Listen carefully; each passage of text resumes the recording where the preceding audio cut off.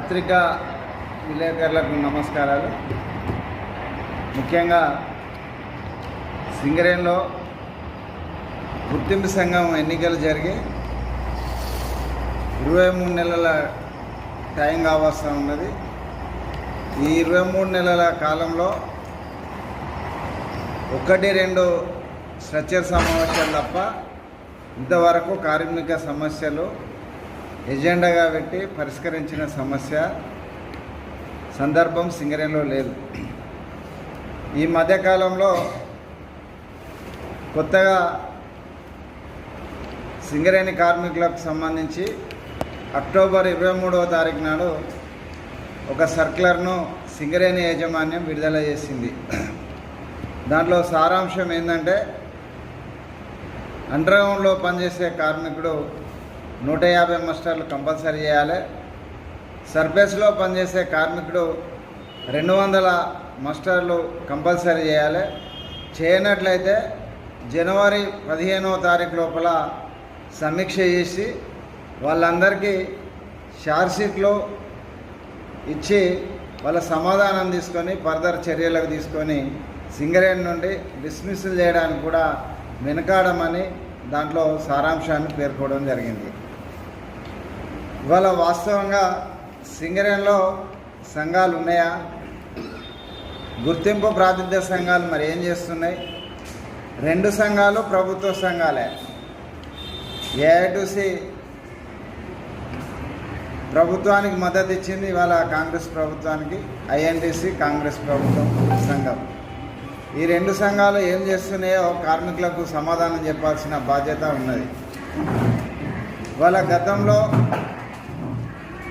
తెలంగాణ బొగ్గని కార్మిక సంఘం గుర్తింపు సంఘంగా ఉన్న కాలంలో గౌరవ తెలంగాణ తొలి ముఖ్యమంత్రి సింగరేణి కార్మికుల ఆశాజ్యోతి ఉద్యమ నాయకుడు కేసీఆర్ గారు ఈ సంస్థ పునరుద్ధరణలో భాగంగా ఈ సంస్థలో 21,000 మంది యువ రక్తాన్ని నింపి ఈ సంస్థకు పునర్జీవనం పోసిన గొప్ప మహనీయుడు కేసీఆర్ గారు, తెలంగాణ బొగ్గని కార్మిక సంఘం. అంతేకాదు 6698 అగ్రిమెంట్ ప్రకారం సింగరేణిలో నెలకు 25 మందికే ఉద్యోగాలు ఇవ్వాలని ఆనాడు సర్క్యులర్ ఉంటే, వాళ్ళ తెలంగాణ బొగ్గని కార్మిక సంఘం గుర్తింపు సంఘం అయ్యే నాటికి 2014 నుంచి 12 వరకు 3600 మంది పెండింగ్ డిపెండెంట్లు సింగరేణిలో ఉండే. ఆనాడు తెలంగాణ బొగ్గని కార్మిక సంఘం గౌరవ ముఖ్యమంత్రి గారి దృష్టికి తీసుకెళ్ళి నెలకు 360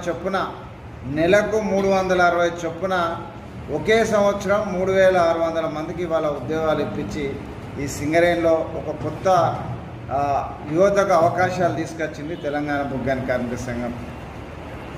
ఇవాళ 2014 ముందు సింగరేణిలో ఒక్క ఎక్స్టర్నల్ కాంగ్రెస్ పార్టీ అలవి కాని హామీలు, అబద్ధపు పునాదులపైన రాష్ట్రంలో అధికారంలోకి వచ్చి సింగరేణిలో కూడా ఐఎన్టీసీ కాంగ్రెస్ ఎమ్మెల్యేలు, ఎంపీలు అందరూ పెద్ద ఎత్తున ప్రచారంలో సింగరేణికి అనేకమైనటువంటి హామీలు ఇచ్చిండ్రు. అందులో భాగంగా ఇన్కమ్ ట్యాక్స్ రద్దు చేస్తామని కానీ, కొత్త బావుల పర్మిషన్ తీసుకొస్తామని, పర్యావరణ అనుమతులు ఇచ్చి ఎక్స్టెన్షన్ బావులు తీసుకొస్తామని, అదేవిధంగా పెర్క్స్ పైన అలవెన్సులు ఇప్పిస్తామని, ఇన్కమ్ ట్యాక్స్ రద్దు చేస్తామని, ఇట్లా అనేకమైనటువంటి హామీలు ఇచ్చి సింగరేణిలో 250 గజాల స్థలం, ఇట్లా రకరకాల హామీలు ఇచ్చినటువంటి కాంగ్రెస్ పార్టీ వాళ్ళ చేతులు ఎత్తేసింది.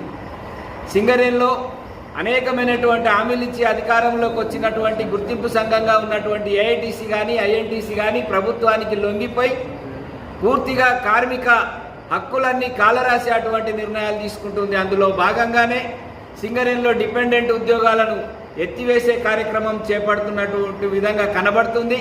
అదేవిధంగా కార్మికులు పోరాడి సాధించుకున్నటువంటి అనేకమైనటువంటి హక్కులను, సౌకర్యాలన్నింటినీ కూడా తుంగలో దొక్కుతున్నటువంటి పరిస్థితి కొనసాగుతుంది. దీనికి వ్యతిరేకంగా కార్మిక వర్గం అంతా కూడా, ముఖ్యంగా యువ కార్మిక వర్గం అంతా పెద్ద ఎత్తున చైతన్యవంతమై తిరిగి మరొకసారి పోరాటాల ద్వారా మాత్రమే సింగరేణిలో హక్కులను సాధించుకుంటాం, ఉన్న హక్కులను పరిరక్షించుకుంటాం అనేటువంటి దానికి అనుగుణంగా టీబీజీ కేసు రేపు తీసుకుపోయేటువంటి అన్ని కార్యక్రమాలలో, అన్ని పోరాటాలలో పెద్ద ఎత్తున కార్మిక వర్గం పాల్గొని ఏఐటీసీ, ఐఎన్టీసీలకు బుద్ధి చెప్పాల్సిందిగా, అదేవిధంగా కాంగ్రెస్ ప్రభుత్వాన్ని గద్దె దింపే విధానంలో భాగంగా ముందుకు రావాలని కార్మిక వర్గానికి విజ్ఞప్తి.